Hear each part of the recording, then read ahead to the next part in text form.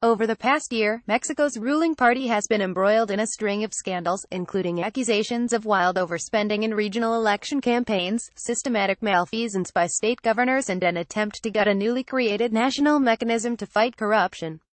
So the announcement that the Institutional Revolutionary Party (PRI) had fired the country's top electoral crimes prosecutor for discussing an investigation with the media has been greeted with skepticism and incredulity.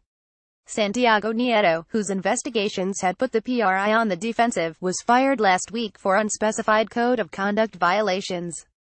Nieto's office had been investigating allegations that the disgraced Brazilian construction company Odebrecht improperly pumped money into the pre-2012 general election campaign. In an interview with the newspaper Reforma, Nieto said that the campaign's point man for international relations, Emilio Lozoya, had asked the prosecutor to publicly pronounce his innocence in the affair. Lozoya also reminded Nieto that his father was a prominent former PRI cabinet member, the prosecutor said. Shortly after the article appeared, Nieto was forced out. His dismissal, less than a year before presidential elections, has sparked outrage in Mexico, where politicians have seemed unmoved by growing frustration with corruption. Throughout the administration of President Enrique Peña Nieto, no relation to the prosecutor, accusations of political corruption have hit the headlines with disturbing regularity. Yet prominent politicians appear keen to downplay the issue. Peña Nieto recently suggested that Mexicans blame corruption anytime they have a problem, while the country's controller Arly Gomez suggested that perceptions of corruption were exaggerated by social media. Ordinary people consistently cite corruption as a major problem in their lives, however.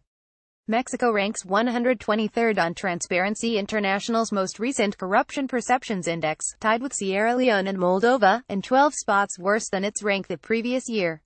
The Senate, where the PRI and its allies hold 62 of the 128 seats, has missed the deadline to name a specialized anti-corruption prosecutor, meaning that campaigns for the July 1, 2018, election will begin with an interim attorney and no anti-corruption or electoral crimes prosecutors.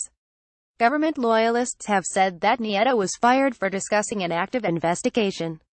Legal experts say that could technically be justified, but sensitive criminal investigations are commonly tried in the media, and bureaucratic incompetence and violations of codes of conduct are seldom punished. Last year, the country introduced a new national anti-corruption system after investigative journalists found Peña Nieto, his wife and his finance minister had purchased properties from crony contractors. Activists, however, say the system is hobbled by the Senate's refusal to name an anti-corruption prosecutor. Among the most high-profile corruption cases which have been held up is the investigation into Odebrecht, which has been accused of funding political corruption across Latin America.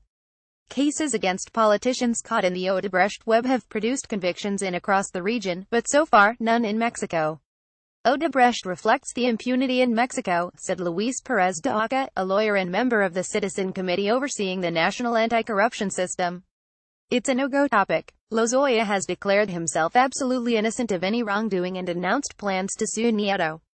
On Friday, Nieto announced he would not seek to be reinstated in order to strengthen the institutions and quality of the electoral process.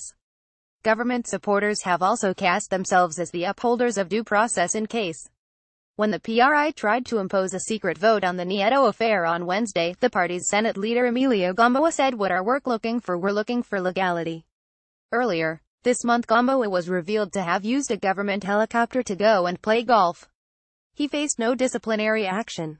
Ilan Semo, historian at the Ibero-American University, said the pre-use of the language of legality demonstrates a double discourse, in which a show of formality was deployed as a proxy for serious investigations of corruption allegations. The PRI is very formal, but it's not serious, said Ilan Semo, historian at the Ibero-American University. It's one thing to be formal, with a discourse of a formal country where the law is obeyed, he added. But it's another thing to be serious.